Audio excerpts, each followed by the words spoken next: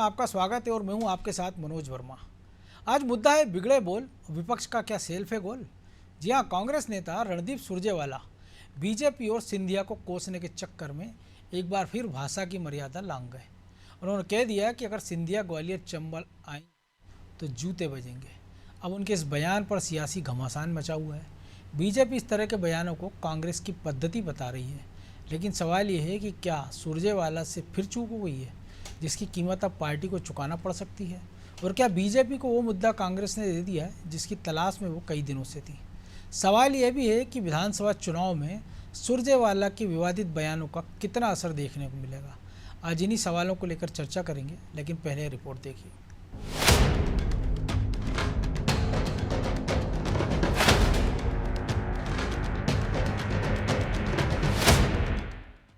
ज्योतिरादित्य सिंधिया को तो बोलते हैं ग्वालियर चंबल में मत जाइएगा, वहाँ जूते बजेंगे।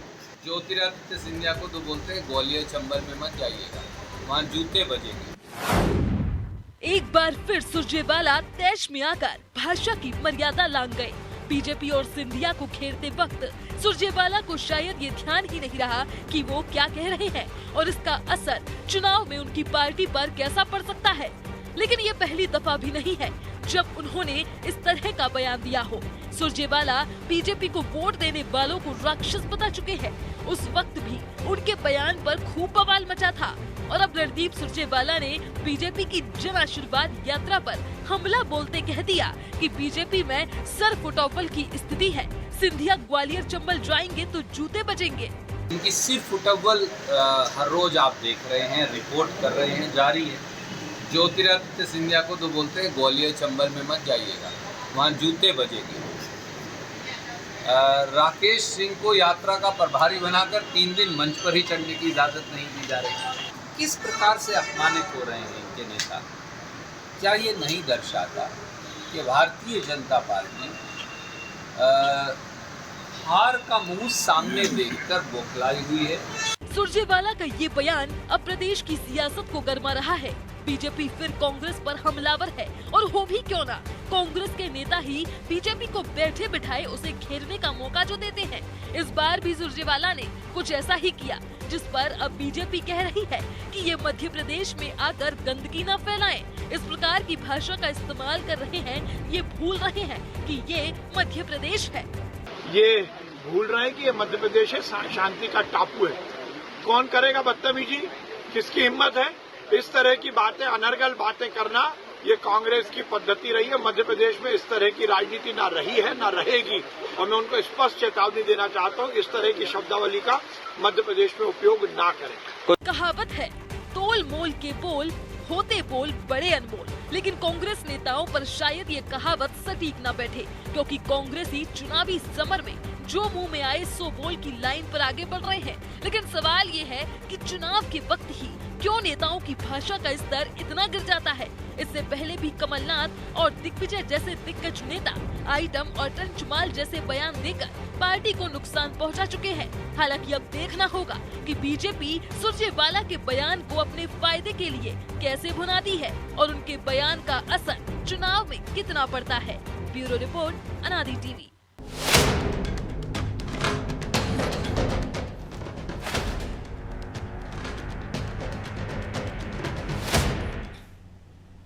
तो इसी मुद्दे पर चर्चा करने के लिए हमारे साथ जुड़ गए हैं सचिन वर्मा, बीजेपी प्रवक्ता हैं, कांग्रेस प्रवक्ता कमलेश खातरकर और वरिष्ठ पत्रकार खिलावन चंद्राकर। तो कमलेश जी, सबसे पहले आप ही के पास कि 3.5 साल हो गए सिंधिया की बगावत को, सरकार बन गई, ग्वालियर चंबल में पार्टी को उपचुनाव में जीत भी मिल गई, तो सिंधिया का अभी फोबिया अभी तक कांग्रेस के सिर से निकला नहीं है क्या? क्योंकि जब देखो आप सिंधिया को याद करते रहते हैं, और अब जो भाषा का इस्तेमाल हुआ है, क्या सहमत है पार्टी उससे? मनोज जी, सबसे पहले तो मैं कहूंगा कि बहुत सारी बातें कहावतों और मुहावरों में कही जाती है। जैसे नाच न जाने आंगन टेढ़ा, तो उसको हर फील्ड में उपयोग किया जाता है। जिसका नाच और आंगन से कोई संबंध नहीं है कि उसको नृत्य के संदर्भ में पेश किया जाए। सर मुंडाते ही ओले पड़े, जरूरी नहीं है कि उसका अर्थ किसी सर मुंडे हुए व्यक्ति के लिए किया जाए। तो ये सब बातें हैं, और वो हरियाणा के व्यक्ति है सुरजेवाला जी, तो उनके स्थानीय कहावत में उन्होंने वो बात कही होगी। तो जूते बजने से आशय क्या हो सकता है? जूते बजने से आशय हो सकता है कि उनको नकारे की, क्योंकि ग्वालियर चंबल के बारे में एक कहावत कही जाती है कि वहां की जनता गद्दारी को हमेशा नकारती है। तो आप आने मैं वाले थोड़ा चुनाव सा में पता आपको चल भी याद जाएगा। दिला दूं दर्शकों को भी, इस देल में जो दल बदल की शुरुआत है वो मेरी हरियाणा बात से पूरी हुई है, और वहीं से आया राम गया राम का जो मुहावरा राजनीतिक आया है, बंसीलाल, हरभजन सिंह और तमाम सारे नेता। तो इसलिए मतलब मुझे नहीं लगता है कि आप जो कह रहे हैं उसका कोई सामंजस्य होगा राजनीति के हिसाब से। जी देखिए, कौन व्यक्ति किस तरह से अपनी बात को एक्सप्रेस करेगा या उसके ऊपर निर्भर करता है और किसके पास कैसा ज्ञान है। लेकिन मैं फिर भी एक बात कह देना चाहता हूं कि सिंधिया जी की जो स्थिति है मीडिया के और तमाम सर्वेस जो आ रहे हैं पार्टियों के, उसमें ग्वालियर चंबल संभाग में भारतीय जनता पार्टी की जो स्थिति है उससे सब परिचित है। और मनोज जी, आप तो बहुत ही विद्वान पत्रकार है, आपसे ज्यादा बेहतर कोई नहीं जानता कि भारतीय जनता पार्टी की ग्वालियर चंबल संभाग में स्थिति क्या है। अब रही भारतीय जनता पार्टी ने इस मुद्दे को इतना सीरियसली क्यों लिया, सबसे बड़ी बात तो कहीं भारतीय जनता पार्टी को मुझे ऐसा लग रहा है कि ये महसूस होने लगा है कि कहीं सुरजेवाला जी ने जो बात कही सच तो नहीं कह दी, तो इसलिए भारतीय जनता पार्टी इस बात का बतंगड़ बना के बौखलाई हुई है। हालांकि ये बात सत्य है कि 2018 में माननीय शिवराज सिंह चौहान जी के भी मंच पर जूता फेंका गया था। कांग्रेस पार्टी उसका किसी भी ऐसी घटना का समर्थन नहीं करती। जूते तो चिदम्बरम साहब पे भी फेंक गया था दिल्ली में, लेकिन आप जो कह रहे हो हम भी उसके पक्ष में कि राजनीति में ऐसी चीजें नहीं होना चाहिए। हाँ, बिल्कुल बिल्कुल नहीं होना चाहिए, लेकिन ये जनता का आक्रोश है। अभी नगरीय निकाय के चुनाव में भारतीय जनता पार्टी के एक प्रत्याशी को जूतों की माला पहनाई गई थी। तो भारतीय जनता पार्टी की जो 20 साल से 18-19 साल की जो सरकार चली आ रही है मध्य प्रदेश में, उससे आम जनता त्रस्त है। और ये जो जवाब है जनता 2023 के चुनाव में देने वाली है, और स्पष्ट बहुमत से अभी तक जो भी सर्वे आ रहा है उसमें कांग्रेस पार्टी को भारतीय जनता पार्टी से आगे दिखाया जा रहा है। ये हम नहीं कह रहे, ये तमाम मीडिया के संस्थान है, कुछ इंडिपेंडेंट एजेंसियां है और भी बहुत सारी एजेंसियों के सर्वेस है जिसमें जो बातें हमें आप लोगों के माध्यम से ही पता चलती है। तो ये चीज स्पष्ट है कि क्या स्थिति होने वाली है माननीय सिंधिया जी की ग्वालियर चंबल संभाग में।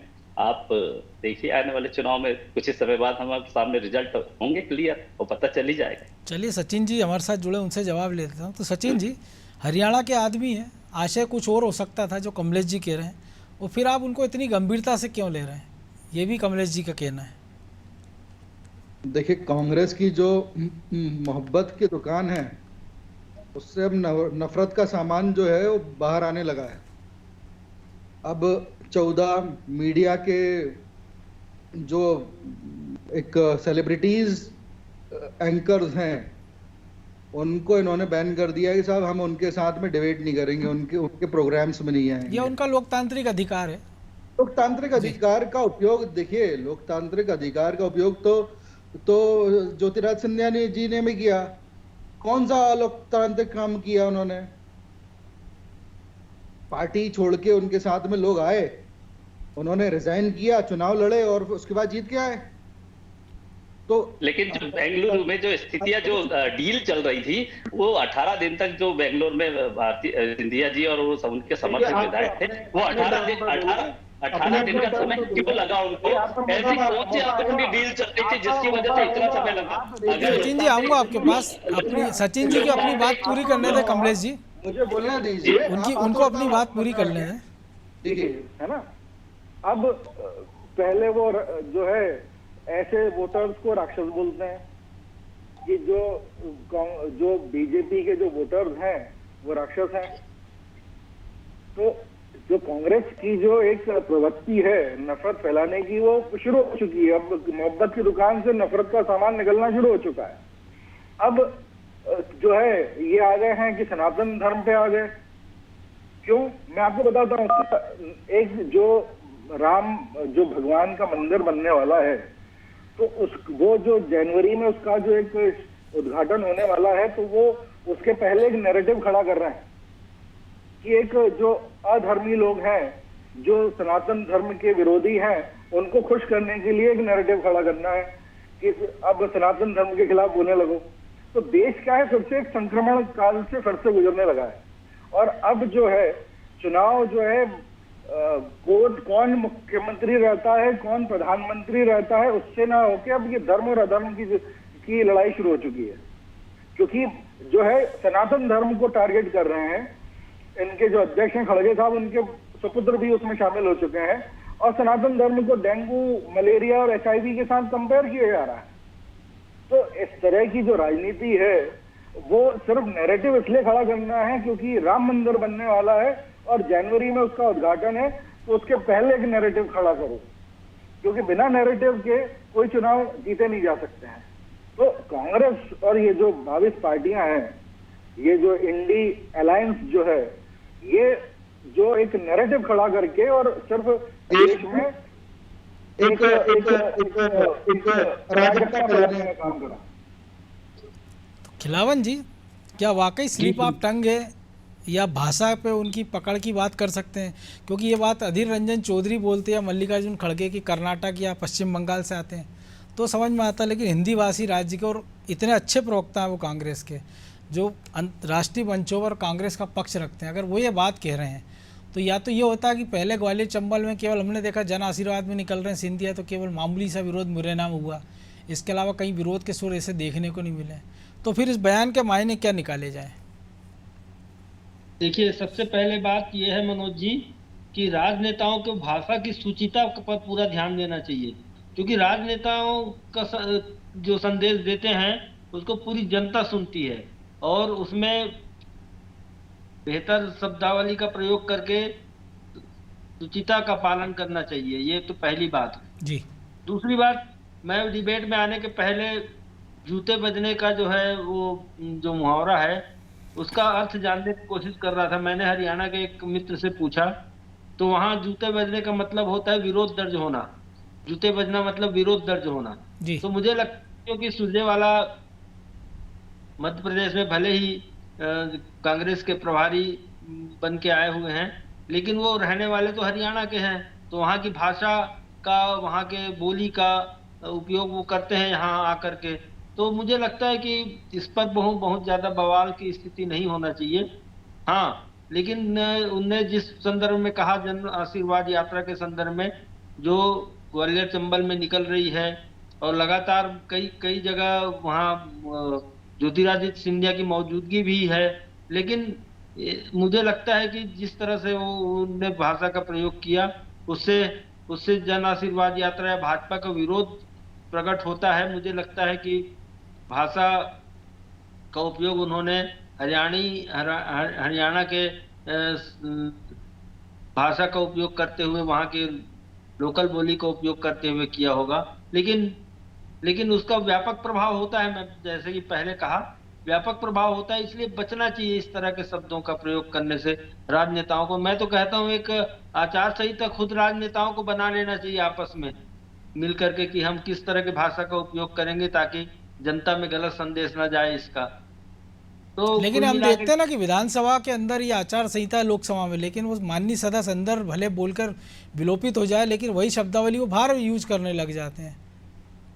हाँ, निश्चित रूप से कई भाषाओं पर, कई शब्दों पर ब्रेक भी लगा है विधानसभा और लोकसभा में, सदन में, राज्यसभा में। तो मुझे लगता है कि उन भाषाओं का उपयोग भी भले ही अंदर ना करते हो, और यदि अंदर करते भी हैं तो उसको विलोपित कर दिया जाता है सदन में, लेकिन बाहर आके वही, निश्चित रूप से आपने ठीक कहा, बाहर आके उसी शब्दावली का उपयोग राजनेता करते हैं और इससे समाज में बेहतर संदेश जाने के बजाय विपरीत संदेश जाता है। जी। तो कमलेश जी, भाषा के चलिए मान भी ली जाए, जो खिलावन जी ने भी कहा कि हरियाणा में उसका जो अर्थ होता है, तो बेहतर नहीं होता कि जब सर्वे में आप कह रहे हैं बढ़त दिख रही है तो सिंधिया के खिलाफ ऐसा कोई विरोध प्रदर्शन पार्टी करती है, तो उपचुनाव के समय कर लेती या आप कर लेती, लेकिन वो कहीं दिखाई नहीं दे रहा है। और इसका असर क्या आपको नहीं लग रहा है कि हो सकता है कि जो जनाक्रोश रैली आपकी जब निकलेगी गणेश चतुर्थी के दिन से, तो शायद इसकी प्रतिक्रिया हमको ग्वालियर चंबल में देखने को मिल जाए? मनोज जी, देखिए, प्रतिक्रिया या क्रिया हमेशा जनता का ध्यान रखा, जनता की प्रतिक्रिया का ध्यान रखा जाता है। मैं सिंधिया जी के बारे में केवल इतना कहना चाहता हूं कि उन्हें जिस पार्टी ने नेता बनाया, जिनको घर से उठाकर लाई और केंद्र में पहली बार सांसद बनने के बाद मंत्री बनाया, कोई भी कार्यकर्ता को बनाने के लिए किसी पार्टी को बहुत परिश्रम करना पड़ता है। निश्चित ही कांग्रेस पार्टी का सिंधिया जी के जाने से नुकसान हुआ, लेकिन भारतीय जनता पार्टी में जो उनका अपमान है, जो उनकी स्थिति है, जो हाशिए पर है, मतलब हमें तो तकलीफ होती है कि कोई व्यक्ति मान सम्मान का बहाना बनाकर दूसरी पार्टी में विपक्ष में शामिल हुआ और उनका इतना घोर अपमान। तो आप उनको सम्मान देने के लिए वापस ले आएंगे कांग्रेस में? देखिए, इस बात को मैं कहने के लिए तो अधिकृत नहीं हूं, लेकिन ये हमारी पार्टी का वरिष्ठ नेताओं का निर्णय है। लेकिन एक कार्यकर्ता होने के नाते मैं इस बात का पुरजोर विरोध करूंगा, क्योंकि आपकी जो राजनीतिक सोच होती है एक आपकी विचारधारा के अनुसार चलती है, और जब आपकी विचारधारा को कोई नकारता है तो मुझे नहीं लगता कि ऐसे व्यक्ति को, जिसने 15 साल बाद हमारी पार्टी ने सरकार की में वापसी की थी, उसके बाद वो सरकार जिसकी वजह से गई, उनको कांग्रेस में वापस लेना चाहिए। मैंने पार्टी के कार्यकर्ता होने के नाते इस बात में विरोध दर्ज करता हूं। लेकिन आपको इतनी चिंता सिंधिया की, लेकिन चूंकि यहाँ का सब्जेक्ट नहीं है, लेकिन सचिन पायलट को तो अशोक गहलोत निकम्मा नकारा तक करार दे देते हैं। वो भी तो आपके कार्यकर्ता, उप मुख्यमंत्री रहे, प्रदेश अध्यक्ष रहे हैं। तो एक जगह आपकी सिंपैथी सिंधिया के प्रति और सचिन पायलट के साथ ये व्यवहार। देखिए, खड़गे जी पहले ही कह चुके थे कि सचिन पायलट जी हमारे पार्टी का एसेट है ना, और एसेट्स को हमेशा संभाल कर रखा जाता है। सचिन पायलट जी युवा नेता है, उनका भविष्य बहुत लंबा है। उस बारे में क्या कहूँ आपसे कि हमारी पार्टी में राजस्थान में सब कुछ सेटल हो चुका है और मिलकर चुनाव लड़ेंगे। सचिन पायलट जी और माननीय हमारे अशोक गहलोत जी 1 और 11 मिलकर उनकी जोड़ी राजस्थान में वापस पुनः सरकार बनाने जा रही है। जी, तो सचिन जी, आपकी पार्टी में सिंधिया का वो स्थान नहीं दे रहे हो आप लोग जो कांग्रेस में था, इसकी बड़ी चिंता भी है कांग्रेस को। तो क्या कांग्रेस की सलाह मानकर आपको लग रहा है कि उनको उचित मान सम्मान दे दिया जाए, या वाकई पार्टी उनका उचित मान सम्मान कर रही है? और जिस प्रकार का बयान सुरजेवाला का आया है, उसके बाद केवल विश्वास सारंग की अभी तक रिएक्शन आया है, पार्टी के और किसी लीडर ने उस पर कुछ बोला नहीं है, ना कि सिंधिया के समर्थक मंत्रियों तक ने अपनी जुबान नहीं खोली है। तो इसको कैसे देखा जाए कि पार्टी उनको गंभीरता से नहीं ले रही है या सिंधिया को गंभीरता से नहीं ले रही है? देखिए, सुरजेवाला जी एक मीस उनकी जवान स्लिप होना पहले ही शुरू हो चुका है, और इस तरह के जो बयानबाजी होती है उसे जनता पसंद नहीं करती। तो अब आपकी पार्टी पसंद कर रही है नहीं कर रही, ये भी स्पष्ट कर दीजिए। तो लूज टॉक जो की है उन्होंने की है, और उसका जो है खामियाजा सुरजेवाला जी और कांग्रेस को भुगतना पड़ेगा। और जो मंत्री हैं और जो नेता हैं, उन्होंने ही हमें अधिकृत किया हुआ है। पार्टी ने स्पष्ट कर दिया कि जूते बजने का अर्थ क्या होता है। सचिन जी, आप उस बात का बतंगड़ क्यों बना रहे हैं? मुझे तो ये लगने लगा है कि आपकी पार्टी को इस चीज का एहसास है कि कुछ ऐसी घटनाएं उन्होंने जो किया है। बारी बारी से बोलेंगे तो मुझे लगता है दर्शकों को सुनने में आएगा। दोनों बोलेंगे एक साथ तो फिर दर्शकों को सुन नहीं पाएंगे। रावण जी मेरी बात से सहमत होंगे कि रावण को हरियाणा में भी रावण बोला जाता होगा और पूरे देश में रावण ही बोला जाता होगा। तो सिंधिया जी को भी पूरे देश में सिंधिया जी बोला जाता है। रावण को क्या बोला जाता है? तर्क मत दीजिए, मेरा आग्रह है कि आप विचार व्यक्ति कुतर्क मत दीजिए। जूते बजने का अर्थ तो बताया आपने। रावण बता दिया ना चर्चा करती है कि जूते बजने का अर्थ होता है विरोध दर्ज कराना।